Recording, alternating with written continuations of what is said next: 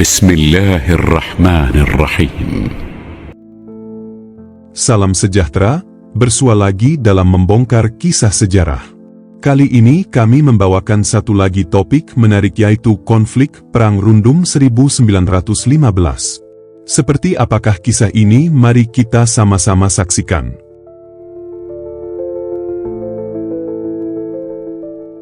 Pahlawan Murut Ontoros bin Endai Antenom merupakan peristiwa penting mengenai kebangkitan penentangan yang dilakukan oleh masyarakat Murut di Rundum daripada perspektif masyarakat tempatan.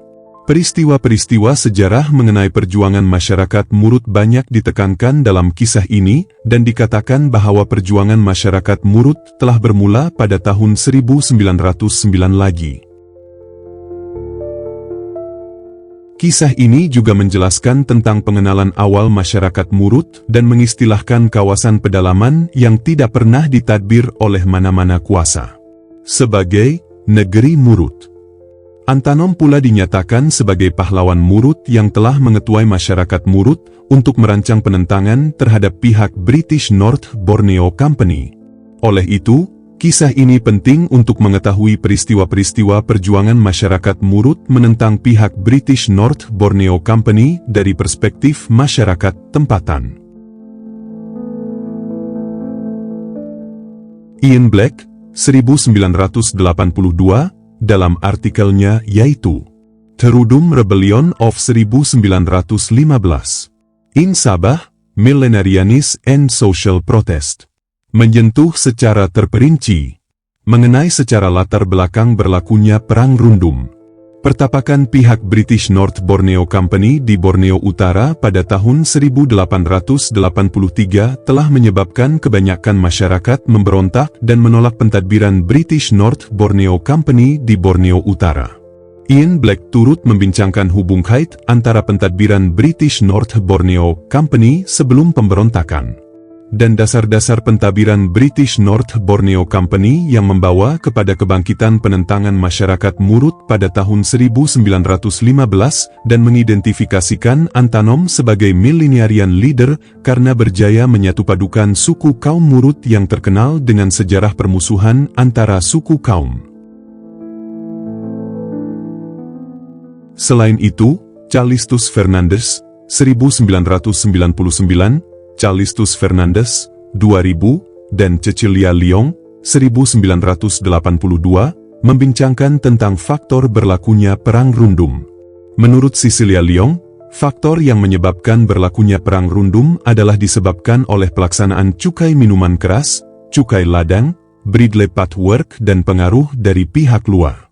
Calistus Fernandes, 1999, dan Calistus Fernandes, 2000, pula menegaskan bahwa penentangan yang dilakukan oleh masyarakat Murut disebabkan oleh campur tangan pihak British North Borneo Company dalam kehidupan sosial, budaya, ekonomi dan politik mereka. Dasar campur tangan British North Borneo Company telah mengganggu norma sosial masyarakat Murut. Di samping itu, Calistus Fernandes, 2000, turut menyentuh faktor penentangan masyarakat Murut dari perspektif British North Borneo Company. Dayu Sansalu, 2019, dalam artikelnya yang bertajuk Ontoros Antenom Pahlawan Terbilang Bangsa Murut di Sabah menyatakan bahwa Antenom menentang penjajah British North Borneo Company adalah untuk mempertahankan hak kedaulatan tanah airnya daripada diceroboh. Masyarakat Murut menganggap pihak British North Borneo Company tidak bertanggung jawab apabila British North Borneo Company memperkenalkan dasar baharu tanpa menghiraukan adat, budaya dan kepercayaan masyarakat Murut. Misalnya, menceroboh kawasan hutan yang bertujuan untuk membina jalan rentas.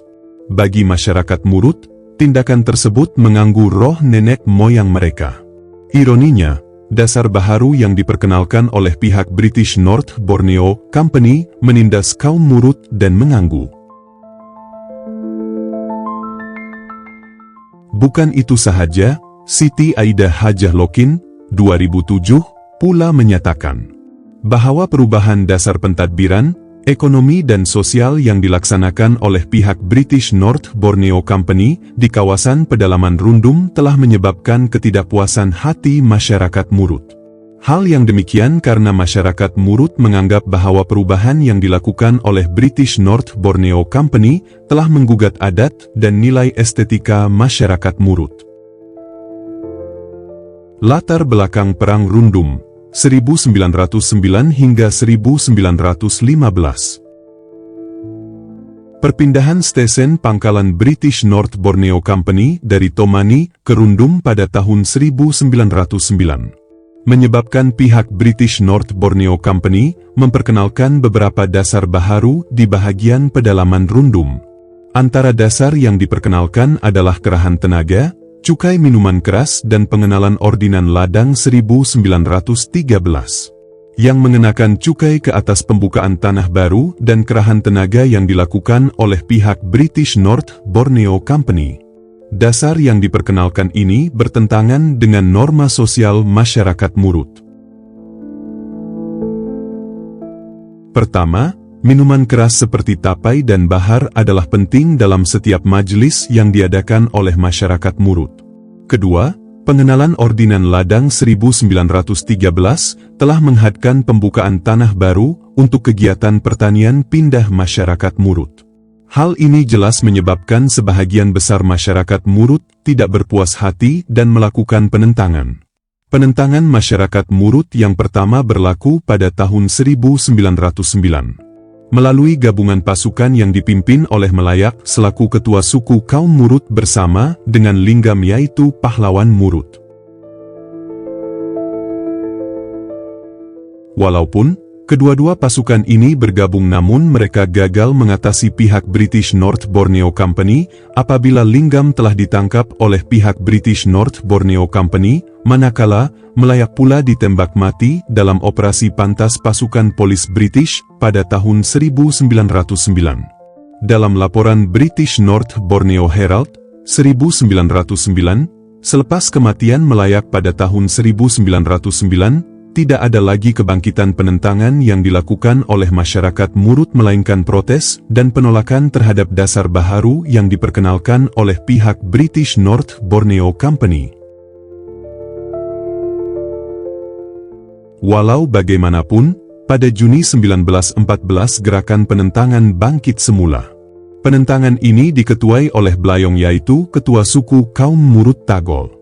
Kebangkitan penentangan Blayong disebabkan ketidakpuasan hati terhadap British North Borneo Company yang mengarahkan penduduk kampungnya membina jalan rentas secara paksa. Pada ketika itu, British North Borneo Company mengarahkan ketua-ketua suku kaum Murut menyediakan buruh paksa mengikut giliran. Namun, mereka agak keberatan untuk mematuhi arahan. Kegagalan masyarakat Murut mematuhi arahan pihak British North Borneo Company akan menyebabkan mereka dikenakan hukuman penjara. Oleh itu, mereka terpaksa membina jalan rentas yang menghubungkan Rundum dan Pensiangan. Akibat rasa tidak puas hati, Blayong dan anak-anak buahnya telah melarikan diri semasa pembinaan jalan rentas. Semasa tempoh tersebut, Blayong umpama pelarian. Hal ini karena beliau sentiasa dijejaki oleh British North Borneo Company. Sesiapa yang bertindak melindungi Blayong akan dikenakan hukuman. Misalnya, tindakan ketua suku kaum Murut di Selalir yaitu Siluang yang melindungi Blayong menyebabkan beliau diberikan hukuman oleh pihak British North Borneo Company. Rumah Siluang dibakar dengan alasan rumah tersebut merupakan tempat perlindungan orang-orang yang menentang pihak British North Borneo Company. Di samping itu, pihak British North Borneo Company juga memberi ugutan kepada Blayong hingga menyebabkan Blayong bersetuju untuk tunduk terhadap pentadbiran British North Borneo Company. Penyelesaian yang diberikan oleh Blayong menyebabkan British North Borneo Company beranggapan bahwa masalah ini telah diatasi. Namun begitu, tanggapan pihak British North Borneo Company tidak tepat. Dengan keyakinan untuk mencapai kejayaan, masyarakat Murut melancarkan penentangan bersenjata pada Februari hingga April 1915 yang dipimpin oleh Antanom. Penentangan bersenjata ini membawa kepada Perang Rundum 1915. Ian Black, 1981, menyatakan bahwa semasa peperangan ini, anggaran seramai 1.000 orang Murut dari suku kaum Murut Tagol yang tinggal di sepanjang Sungai Selalir, selatan Sungai Sembakung, Sungai Tagol, Sungai Talangkai, Sungai Rundum, Sungai Sapulut, Sungai Mesopo, Sungai Dalit, Sungai Bangawan, Sungai Siliu dan Sungai Telekosan telah bersatu untuk menyertai peperangan menentang pihak British North Borneo Company. Mereka telah membina kubu pertahanan di Silangit yang memakan masa selama 2 tahun. Bermula dari tahun 1913 hingga tahun 1915. Daripada temu bual penulis dengan informan. Antanom dan pengikutnya memulakan serangan pertama pada Februari 1915 dengan menyerang pangkalan British North Borneo Company di Pensiangen. Pada masa yang sama, terdapat juga pasukan Antanom yang menyerang N.B. Babanio yaitu pegawai daerah, pedalaman serta pasukan polisnya semasa mereka sedang dalam perjalanan ke stesen pangkalan di Pensiangen. Seterusnya pada 6 Maret 1915, Antanom dan pasukannya sekali lagi menyerang British North Borneo Company di stesen Pangkalan Rundum. Menurut Owen Rutter dan Cecelia Leong, insiden serangan ini menyebabkan W. Bunbury yaitu residen British North Borneo Company yang ditugaskan di kawasan pedalaman memberi perhatian lebih terhadap kawasan Rundum. Beliau telah menghantar seangkatan pasukan polis yang terdiri daripada 50 anggota dan beberapa anggota perisik Dayak ke Rundum. P.H. Arson yaitu ketua polis pedalaman berserta dengan 15 anggota polis sepai berbangsa. India turut dihantar ke Rundum untuk membantu N.B. Babanio mematahkan serangan masyarakat Murut. Pada 9 April, W. L. Bunbury, P. Haji Arson, Tabutau yaitu pakar senjata dari Cape Mounted Rifles, dan 95 anggota polis yang terdiri daripada 15 orang polis India, 10 orang polis tempatan, 70 orang polis Dayak dan 300 orang pengangkat barang yang terdiri daripada masyarakat tempatan, telah menuju ke kubu Antanom di Silangit dengan tujuan untuk menamatkan penentangan Murut. Pada 13 April, pasukan ini tiba di kawasan yang berhampiran dengan kubu Antanom. Pada 14 April, serangan pertama ke atas kubu Antanom telah dilancarkan. Namun begitu serangan pertama ini gagal menembusi kubu Antanom. Di samping itu, pihak British North Borneo Company juga gagal mengesan kedudukan pintu masuk kubu Antanom. Serangan demi serangan yang dilancarkan menyebabkan Antanom dan pasukannya membalas serangan British North Borneo Company. Walau bagaimanapun, masyarakat Murut telah mengalami kekalahan dalam peperangan ini, terdapat beberapa faktor yang menyebabkan kekalahan masyarakat Murut. 1. Pemotongan saliran air ke dalam kubu Antanom yang menyebabkan ramai pengikut. Antanom mati kelaparan karena bekalan makanan dan bekalan air bersih tidak dapat disediakan. 2. Antanom dan pengikutnya tidak mempunyai kemudahan dan kelengkapan senjata seperti mana yang dimiliki oleh pihak British North Borneo Company. Mereka masih lagi menggunakan senjata tradisional seperti lembing, damak, pailang, sumpitan dan senapang kepin berbanding dengan pihak British North Borneo Company yang menggunakan senjata modern. 3. Pengkhianatan orang dalam di mana terdapat masyarakat Murut sendiri yang bekerja dengan pihak British North Borneo Company.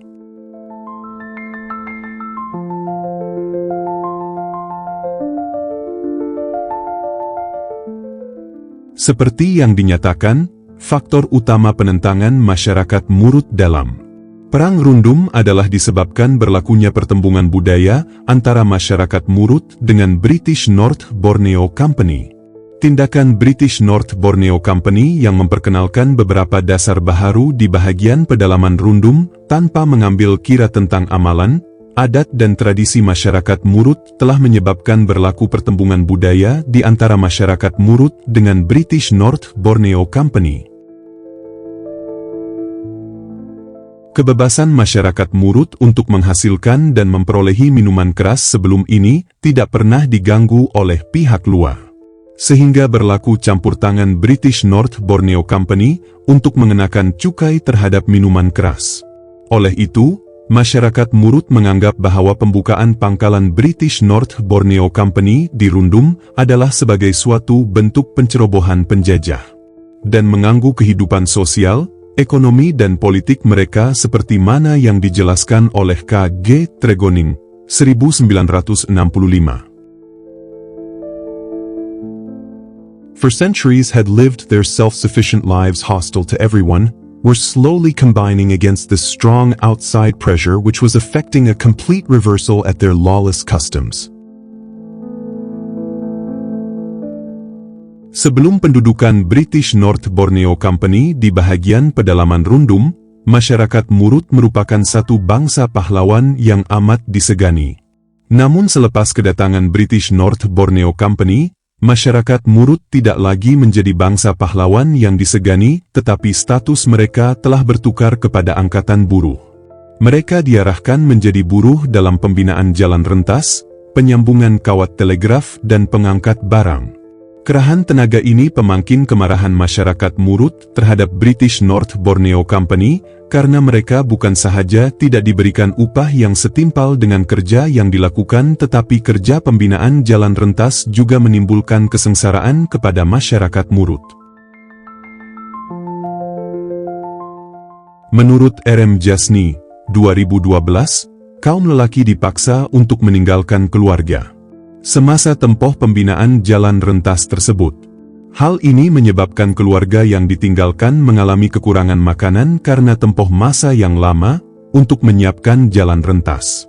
Kaum lelaki yang biasanya bekerja tidak dapat lagi bercucuk tanam. Gambaran kerja-kerja pembinaan jalan rentas ini dapat dilihat melalui akhbar British North Borneo Herald yang bertarikh 16 Julai 1913. During the month, construction on the new path has been got well in hand. Antakol 120 chains, Route 40 chains, Sayong 40 chains and Ulo 40 chains have finished their divisions. Ampah and Inong have done 20 and 40 chains respectively of theirs. The path is being cut 3 feet and is now ridable for 3.5 miles. Seterusnya, pengenalan Ordinan Ladang 1913 juga menyebabkan ketidakpuasan hati masyarakat Murut. Ordinan ini menghadkan pembukaan tanah baru dan melarang masyarakat Murut menebang hutan untuk tanaman sementara, kecuali mereka membayar 50 sen untuk 1 ekar tanah yang digunakan. Tambahan pula, denda sebanyak $25 akan dikenakan ke atas sesiapa sahaja yang tidak mematuhi ordinan yang telah ditetapkan, dan mana-mana individu yang menebas hutan tanpa permit daripada pihak British North Borneo Company akan dipenjarakan selama 6 bulan. Pengenalan ordinan ini menyebabkan masyarakat Murut tidak dapat lagi mengamalkan pertanian tradisi mereka karena mereka dilarang untuk berpindah randah setiap musim membuka hutan baharu. Ordinan ini diperkenalkan oleh Gubernur Par selaku Gubernur Borneo Utara. Tujuan Gubernur Par memperkenalkan ordinan ini adalah untuk melarang sebarang aktiviti pembersihan hutan dan pertanian pindah yang menyebabkan kerusakan hutan primer. Pihak British North Borneo Company beranggapan bahwa pengenalan ordinan ini adalah untuk menghadkan kemusnahan hutan primer. Walau bagaimanapun, masyarakat Murut menganggap bahwa ordinan ini bertentangan dengan budaya masyarakat Murut karena menghalang mereka bertanam padi bukit. Masyarakat Murut tidak dapat menebas hutan dan berpindah randah untuk mencari kawasan tanah yang subur. Kegiatan tradisi yang tidak dapat dijalankan menyebabkan masyarakat Murut bangkit, menentang British North Borneo Company. Di samping itu, sistem pencukaian yang dikuatkuasakan juga telah menambah kemarahan masyarakat Murut. Cukai yang dikenakan menyebabkan masyarakat Murut tidak dapat melaksanakan adat, tradisi dan budaya mereka. Sistem pencukaian juga telah merubah sistem ekonomi tradisional masyarakat Murut, karena sebelum ini, masyarakat Murut tidak terlibat dengan sistem ekonomi yang melibatkan wang. Misalnya, cukai minuman keras yang diperkenalkan menyebabkan masyarakat Murut sukar untuk menghasilkan minuman keras.